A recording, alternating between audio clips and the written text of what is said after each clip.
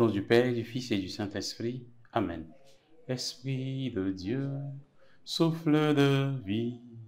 Esprit de Dieu, souffle de feu. Esprit de Dieu, consolateur, tu nous sanctifies.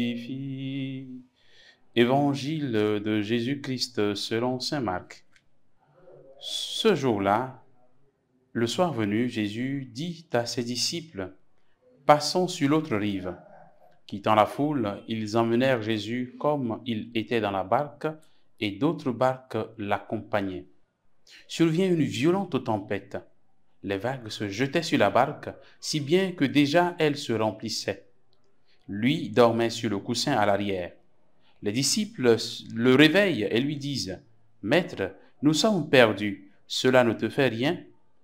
Réveillé, il menaça le vent et dit à la mer, « Silence, tais-toi. » Le vent tomba et il se fit un grand calme. Jésus leur dit, « Pourquoi êtes-vous si craintifs? N'avez-vous pas encore la foi ?» Saisis d'une grande crainte, ils se disaient entre eux, « Qui est-il donc celui-ci pour que même le vent et la mer lui obéissent ?» Acclamons la parole de Dieu. Louange à toi, Seigneur Jésus. Bien, chers frères et sœurs en Christ, aujourd'hui nous sommes le samedi 29 janvier.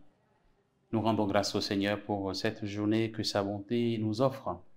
Hier, dans l'Évangile, Jésus était en train d'enseigner la foule au sujet du règne de Dieu.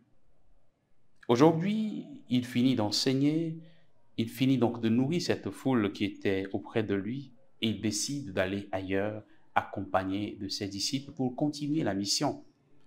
Jésus se retrouve dans la barque avec ses disciples. Et cette barque, frères et sœurs, est pour nous l'image de l'Église dans laquelle le Christ Jésus est présent. Jésus est présent dans la barque de l'Église. Jésus accompagne son Église. Mais nous pouvons remarquer que la présence de Jésus dans la barque n'a pas empêché la tempête de se déclencher.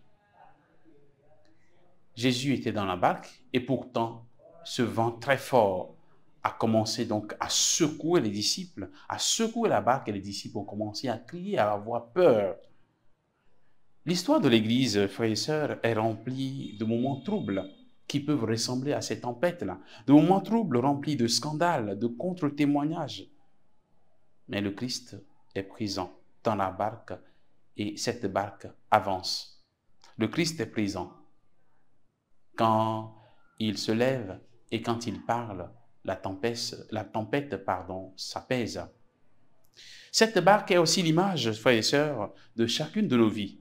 Jésus y est présent. Jésus est présent dans chacune de nos vies. Sa parole transforme nos agitations, nos doutes et nos peurs en silence docile. Quand nous sommes découragés face aux coups de la vie, face aux vents et tempêtes, la parole de Jésus vient nous restaurer.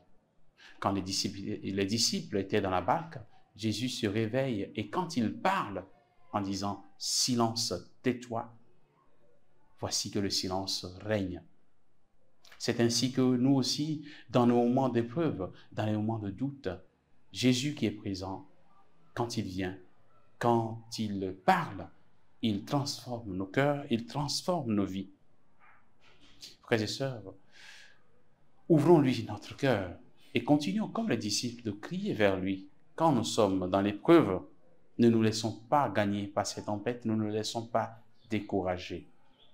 Un autre enseignement que nous pouvons voir de cet évangile, c'est que les disciples vont s'interroger sur l'identité de Jésus. Qui est-il pour faire des choses pareilles? Qui est-il pour que même les vents puissent lui obéir?